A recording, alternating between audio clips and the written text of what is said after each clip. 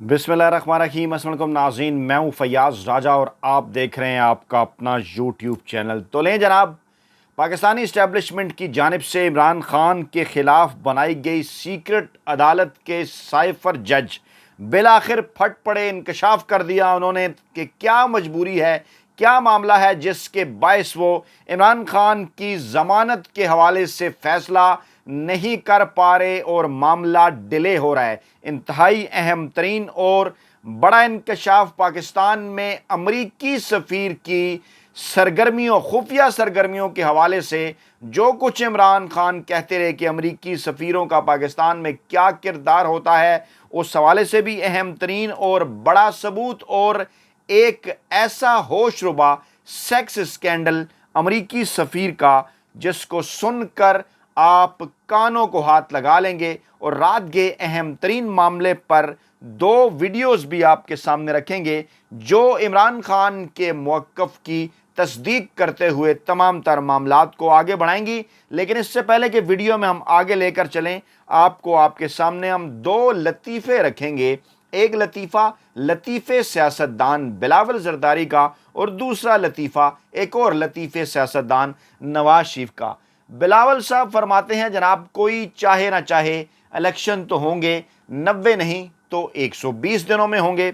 अब पहले फरमाया 60 दिन, फिर फरमाया 90 दिन, फिर जरदारी ने कहा जनाब 6 माह, और अब मौसूफ फरमा रहे हैं 90 ना हुए तो 120 दिनों में होंगे। ना जाने क्यों ये समझते हैं कि पाकिस्तानी अवाम बेवकूफ़ हैं। शायद इसकी वजह यह है कि सिंध के कुछ ऐसे इलाका जात दूर दराज के गोठ यहाँ वहाँ पर शायद अब भी कुछ ऐसे बेवकूफ़ वोटर मौजूद हैं जिनको बिलावल भुट्टो जरदारी और पीपल्स पार्टी की इन बातों के ऊपर एतमाद है, और जो शायद अभी तक ये समझने से कासिर हैं कि नाम नहाद जमहूरी जमात कहने वाली पीपल्स पार्टी ने गुज़श्ता 1.5 साल के अंदर पाकिस्तान के आइन, कानून, जमहूरियत और पाकिस्तानी अवाम के साथ क्या खिलवाड़ किया। दूसरा मामला है जनाब, दूसरा लतीफ़ा है नवाज शरीफ का। पहले मैं सवाल बताऊंगा कि एक लतीफ़े सहाफ़ी ने उनसे एक सवाल किया। नाम नहाद सहाफ़ी हैं ये, असल में नवाज़ लीग के जो है वो इनको कहना चाहिए कि नवाज़ लीग के माउथ हैं ये, वो उनके ढंडोरची हैं ये बेसिकली। सवाल उन्होंने किया जनाब के, उन्होंने कहा कि जनाब इंडिया के अंदर इजलास हो रहा है G20 का और पाकिस्तान इसमें शरीक नहीं है। मैं सवाल दोहरा रहा हूँ, ये सहाफ़ी की जानिब से सवाल किया गया। उनकी अक्ल, फ़हम और सोच का आप अंदाज़ा लगाएं। नवाज शरीफ से पूछ रहे हैं भारत में G20 का इजलास हो रहा है, पाकिस्तान शरीक नहीं हो। भाई पाकिस्तान का क्या ताल्लुक़ है? क्या पाकिस्तान G20 में शामिल है कि वो कह रहे हैं जी भारत में हो रहा है तो पाकिस्तान क्यों शरीक नहीं? मौसूफ नवाज शरीफ ने जवाब दिया 2017 का तसलसल रहता तो G20 का ये इजलास पाकिस्तान में होता। अच्छा, अब मैं आपको बताऊं कि ये एक सफ़ेद झूठ जो हमेशा से इनकी सियासी जमात बोलती है।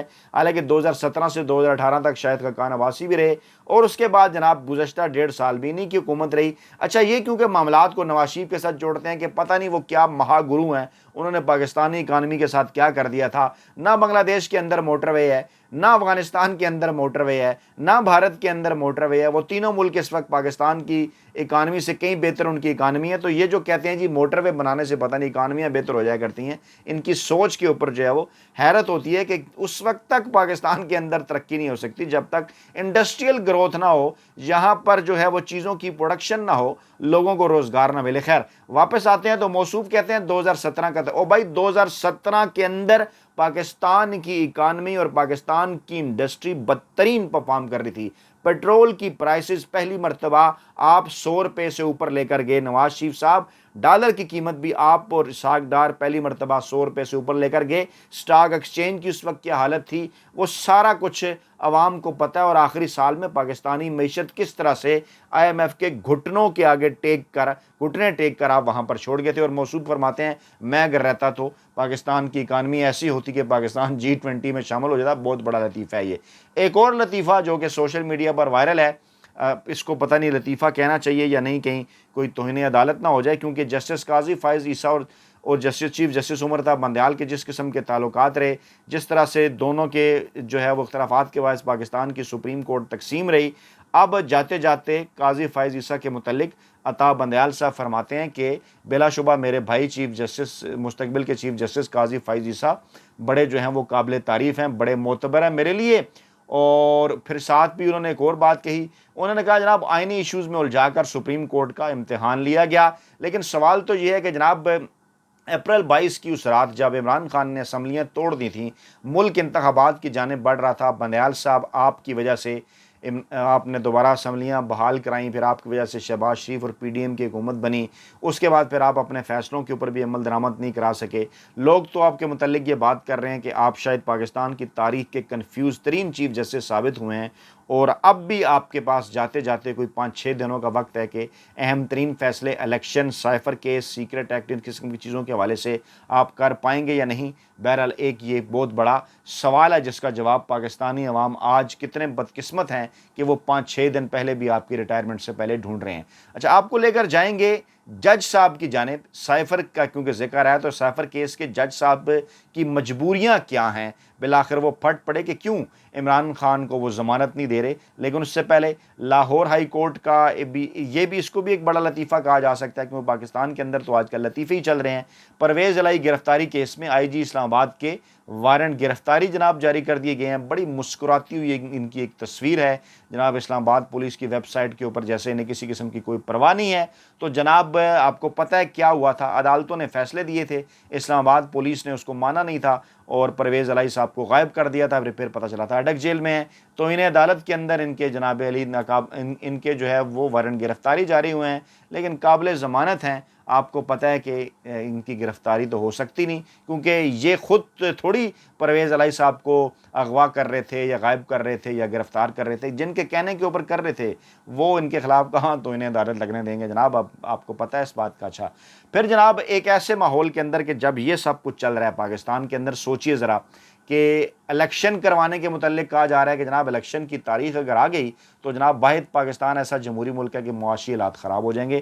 اس وقت بھارت کیا کر رہا ہے، دنیا بھارت اور افغانستان کے معاملات آپ کے سامنے رکھتے ہیں۔ بھارتی وزیر اعظم کی جانب سے تاریخی راہداری کی نقاب کشائی کے بعد سعودی عرب سے اپنے تعلقات کی انہوں نے تعریف کی ہے، اور اس وقت سعودی عرب اور بھارت دو بڑے اکنامک پارٹنرز کے طور پر آئے ہیں جناب سامنے، اور پاکستان کے میڈیا کو وہ جو چورن بیچا جا رہا تھا پاکستانی اسٹیبلشمنٹ کی جانب سے کہ جناب سعودی ولی عہد محمد بن سلمان چند گھنٹوں کے لیے پاکستان آئیں گے، وہ کہاں پر تو جناب عمران خان کے دور میں ان کے کس قسم کے تعلقات تھے پاکستان اور سعودی عرب کے آپ کے سامنے ہیں، اور یہاں پر یہ صورتحال کہ چند گھنٹے بھی نہیں مل پا رہے، اور اس وقت تو دنوں کی باتیں ہوتی تھی، 1 دن 2 دن 3 دن 4 دن، اب چند گھنٹے بھی نہیں ملے، اور جو چورن بیچا تھا کہ جناب بھارت جاتے وہ پاکستان آئیں گے، وہ پاکستان نہیں آئے، ڈائریکٹ بھارت چلے گئے اور بھارت سے پھر واپس سعودی عرب بھی چلے گئے، اور اب یہ کہا جا رہا ہے دفتر خارجہ کی جانب سے کہ نہیں جناب ان کے تو دورہ پاکستان کے حوالے سے تاریخ ہی طے نہیں ہوئی، تو پاکستان میں جب یہ چل رہا ہے تو بھارت میں ساتھ جو ہے وہ یہ چل رہا ہے، جہاں پر پاکستان کے اندر وزیر قانون صدر مملکت ڈاکٹر عارف الوی کو بار بار قائل کرنے کی کوشش کر رہے ہیں کہ نہیں جناب آپ نے الیکشن کا اعلان نہیں کرنا، 2 دفعہ مل چکے ہیں، ان سے پہلے 2 جرنیل بھی مل چکے ہیں جن کا مقصد یہ تھا کہ جناب عمران خان سے کوئی ڈیل حاصل کی جائے، لیکن وہ ڈیل ابھی تک حاصل نہیں کی گئی۔ عرفان اسلم نگران وزیر قانون ہیں، انہوں نے صدر مملکت ڈاکٹر عارف الوی سے ملاقات کر ڈالی دوسری، اور جناب کہہ رہے ہیں کہ یہ انتخابی عمل سے متعلق جو مشاورتی عمل ہے وہ جاری ہے جناب، کہ 90 دنوں کے اندر الیکشن ہونا ہے پاکستان کے اندر، اور نگران حکومت کچھ اور چاہتی ہے، الیکشن کمیشن آف پاکستان کچھ اور چاہتا ہے، اور جناب اس وقت ہو کیا رہا ہے بارڈر کے اوپر، ترخم بارڈر یعنی افغانستان، اب یعنی کہ پہلے بھارت کے ساتھ ہوتا تھا نا مقابلہ، اب شاید افغانستان کے ساتھ بھی نہیں رہا، 1.5 برس کے اندر اس قسم کی صورتحال پاکستان کی بنا دی گئی ہے، اور دفتر خارجہ کا بیان آ رہا ہے کہ توقع کرتے ہیں کہ کابل علاقائی سالمیت کا احترام کرے گا، اور بقول پاکستانی دفتر خارجہ کے ان کی جانب سے پاکستانی چوکیوں کے اوپر فائرنگ کی گئی افغان افواج کی جانب سے، اور زبردستی چوکی بھی بنانے کی کوشش کی گئی۔ کچھ عرصہ پہلے بھارت کے ساتھ ہوتا تھا لائن آف کنٹرول کے اوپر، اور کہتے تھے شاید پاکستان اور بھارت برابری کے اوپر آپس میں مقابلہ کرتے ہیں، اب ان کے ساتھ تو 1.5 برسوں میں پاکستان کا مقابلہ رہا نہیں، وہ چاند پر جا پہنچے اور ہم کہاں پر جا پہنچے، اللہ تعالیٰ معاف کرے، الفاظ نہیں ہیں، اور اب شاید مقابلہ شروع ہو گیا پاکستان کا افغانستان کے ساتھ، یعنی اس قوم کو کس حد تک یہ مافیا ہینڈلرز اور سہولت کار عمران خان کے بغض میں گزشتہ 1.5 برسوں کے اندر لے آئے ہیں، ساری صورتحال ہے جناب آپ کے سامنے۔ دکھ ہوتا ہے ان تمام تر معاملات کے اوپر۔ اچھا، اب 2 اہم ترین معاملات کی طرف آپ کو لے کر جائیں گے۔ ایک معاملہ ہے جناب سائفر جج کے اس اعتراف کا کہ مجبوری ان کی کیا ہے، اور دوسرا معاملہ ہے پاکستان میں امریکی سفیر کی سرگرمیاں، جنہوں نے عمران خان کے موقف کو 100% سچ ثابت کر دیا۔ تو جناب سائفر کیس کے جج صاحب فرماتے ہیں نعیم پنجوتھا جو عمران خان کے وکیل ہیں، ان کے ساتھ یہ ان کا مکالمہ بازی ہوئی۔ کس طرح سے ہوا یہ کہ جناب عمران خان کے وکیل نے جب ان سے کہا، یہ سائفر کیس تھا بیسیکلی عمران خان اور شاہ محمود قریشی کے خلاف، اور سماعت ہو رہی تھی، اور چیئرمین پی ٹی آئی کے وکیل نعیم پنجوتھا عدالت میں پیش ہوئے، جبکہ جو اسپیشل پروسیکیوٹر ہیں وہ اس کیس میں عمران خان کے خلاف اور شاہ محمود قریشی کے خلاف، وہ جناب سپریم کورٹ میں مصروف تھے، بقول ان کی عدالت نہیں آئے، انتظار کرنا پڑا۔ اس کے بعد وکیل سلمان صفدر نے کہا کہ جناب آپ سماعت شروع کر دیں، آپ پہلے بھی اتنا ڈیلے ہو چکا ہے معاملہ، اور جج ابوالاسناد نے سائفر کیس میں وقفہ کر دیا۔ اچھا جناب، جب وقفہ ہوا تو پھر ذرائع کا یہ کہنا ہے کہ بڑا دلچسپ وہاں پر مکالمہ ہوا۔ وکیل نعیم پنجوتھا نے کہا کہ آپ گزشتہ پورا 1 ہفتہ چھٹی پر تھے، آپ کی رخصت پر ڈیوٹی جج بھی موجود نہیں تھے، اور 1.5 ہفتے سے ضمانت پر دلائل ہی نہیں ہوئے، آج بھی پروسیکیوٹر وقت پر نہیں آئے، آپ سماعت نہیں کر رہے، آپ نے وقفہ کر دیا ہے۔ جس پر جج صاحب بجائے یہ کہ اس کا کوئی آئینی اور قانونی جواب دیتے، وہ نعیم پنجوتھا صاحب سے پوچھنے لگے کہ جناب آپ کی بیوی نہیں ہے کیا؟ اس پر نعیم پنجوتھا نے کہا کہ میری تو ابھی شادی نہیں ہوئی۔ تو جج ابوالاسناد ذوالقرنین صاحب نے کہا کہ جب آپ کی شادی ہوگی تو میں آپ کی شادی پر بھی آؤں گا، اور آپ کو شادی کے بعد پھر یہ بھی بتاؤں گا کہ بیوی کی ذمہ داریاں کیا ہوتی ہیں، آپ کو احساس ہوگا، اور جب شادی ہوگی نا تو پھر آپ کو میری مجبوریوں کا بھی احساس ہوگا۔ یعنی انہوں نے اپنی جو مجبوریاں بتائیں کہ میں 1 ہفتے کیوں نہیں آ سکا اور عمران خان کو ضمانت کیوں نہیں دے سکا، اس کی وجہ ہے ان کی بیوی۔ اب تفصیلات انہوں نے نہیں بتائی کہ کیا مراد ہے، خدا نخواستہ ان کی بیوی نے کوئی انہیں ڈانٹا ہے، ان کی بیوی نے انہیں منع کیا ہے، کس بات پہ ان کی بیوی نے انہیں مجبور کیا ہے، یا خدا نخواستہ ان کی اہلیہ جو ہیں وہ بیمار ہیں، اس سینس میں انہوں نے ذکر کیا۔ لیکن بہرحال پاکستانی میڈیا جناب اس کو کچھ اور ہی طرح سے شغل مذاق کی طرح رپورٹ کرتا رہا۔ جناب یہ شغل مذاق نہیں ہے، دیکھیں تو صحیح کہ جناب اگر آپ کی بیوی بیمار ہوگی تو پھر آپ انصاف کرنا چھوڑ دیں گے، یا اگر آپ کی بیوی بیمار ہوگی تو پھر عدالتوں کے اندر کام ختم ہو جائے گا۔ آپ کی بیوی بیمار ہوگی تو پھر آپ عدالتوں کو تالے لگا دیں گے، اور جو لوگوں کی ضمانتیں آئین اور قانون کے مطابق ہونی ہیں وہ نہیں ہوں گی۔ بڑا ہی حیران کن معاملہ ہے یہ۔ اچھا، دوسری جانب پاکستان کے لیے سابق امریکی سفیر کو غیر مناسب رویے پر سزا سنائی جائے گی۔ ملکی اور غیر ملکی میڈیا یہ رپورٹ کر رہا ہے، اور امریکی سفیر تھے جناب رچرڈ اولسن، اور معاملہ ہے جناب ان کا پاکستان کے اندر جب وہ تعینات تھے، اور بڑا ہی خوفناک سیکس سکینڈل خفیہ ان کا سامنے آیا۔ پاکستانی خاتون صحافی مونا حبیب صاحبہ کا نام لیا جا رہا ہے، اور کہا جا رہا ہے کہ ان کے ساتھ تو وہ ڈیٹنگ بھی کرتے رہے، پھر ان کے ساتھ کوئی شادی کے وعدے بھی کرتے رہے، پھر انہوں نے باہر پڑھنے کے لیے بھی بھجوایا، ان کے پاس پیسے نہیں تھے تو کسی اور بندے کا انہوں نے امریکہ کے اندر بندوبست کیا، اس کے ذریعے انہیں پیسے اور قرضہ شرضہ بھی دلوایا۔ بعد میں پھر جب ان کی بیوی کو اس بات کا پتہ چلا اور پھر جب ہوا تو پھر دونوں کے درمیان تعلقات جو ہے وہ ختم بھی ہو گئے۔ لیکن بہرحال ان تمام تر معاملات کی ہو رہی ہیں جناب تحقیقات، اور خبریں یہ ہیں کہ یہ گفٹس کا معاملہ ہے، پاکستانی گرل فرینڈ کا معاملہ ہے، غیر قانونی لابنگ اور سابق امریکی سفیر کے زوال کی کہانی ہے، جو کہ رچرڈ اولسن جن کا پاکستان کے اندر کام کیا تھا کہ انہوں نے سفارتکاری کرنی تھی، دونوں ملکوں کے درمیان تعلقات کو بہتر بنانا تھا، لیکن وہ کیا کرتے رہے۔ یہ بھی کہا جا رہا ہے کہ اور بھی جو ہے وہ یہاں پر ان کے پاکستانی صحافیوں اور دیگر خواتین کے ساتھ ان کے، جس کو کہتے ہیں نا کہ وہ شادی کے علاوہ ان کو کیا کہتے ہیں، ایکسٹرا میرٹل، اس قسم کا کوئی لفظ گورے اس کے لیے استعمال کرتے ہیں، کہ ان کا جو شادی سے ہٹ کے خواتین کے ساتھ اس قسم کے تعلقات تھے، اور ان کی گرل فرینڈ تھی T V reporter Mona Habib, جس کو Columbia University graduate school of journalism میں بھی انہوں نے ایڈمیشن وغیرہ بھی ان کا کروایا۔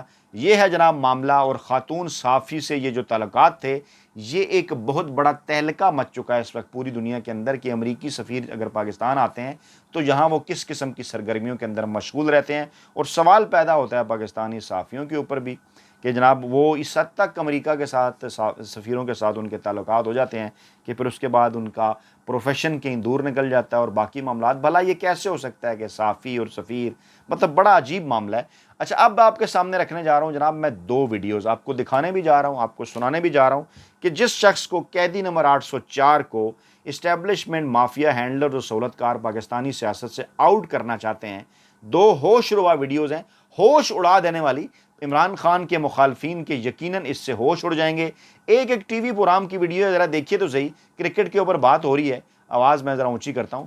کرکٹ کے اوپر بات ہو رہی ہے، اور جناب وہاں پر اینکر پبلک ٹی وی کے اوپر بیٹھ کے قاسم کا ابا نام لیتی ہیں اور کہتی ہیں جناب ہم نام نہیں لے سکتے، ہمیں منع کیا گیا. تو پھر جو تجزیہ نگار ہیں وہ کیا بات کرتے ہیں، سنیے ذرا. یعنی کہ قاسم کے ابا کس طرح سے جناب ان کے حواس کے اوپر سوار ہیں، سنیں ذرا. انہوں نے قاسم کے ابا نے واپس بلا لیا. انہوں نے کہا کہ آپ اگر آؤٹ نہیں ہو تو ہم آپ کو دوبارہ بال کروائیں گے. دوبارہ بالنگ کروا کے آؤٹ کر دیا.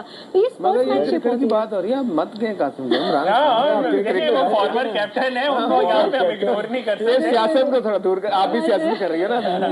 چینل نے کہا آپ کو نام نہیں لے سکتے. نام نہیں، کیوں نہیں لے سکتے؟ عمران خان میں لے رہا ہوں. بھائی ہمارے کرکٹر ہیں، انہوں نے کرکٹ کی بات کی، ہم کرکٹ پہ بات کر رہے ہیں، سیاست پہ نہیں. اور کرکٹ سیاست سے کلین ہوئی.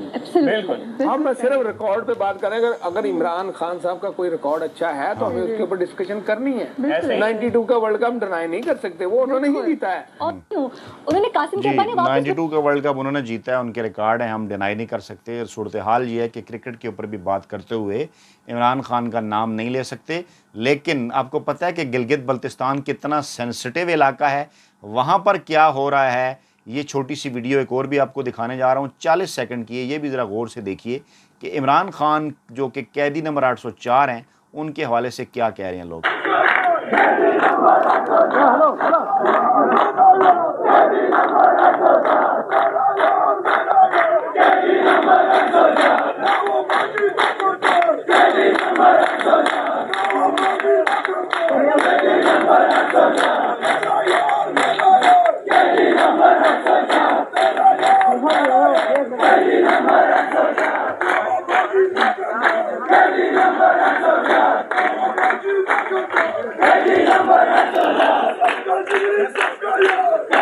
سب کا بیلی سب کا یار، قیدی نمبر 804، نہ وہ باغی نہ غدار، قیدی نمبر 804.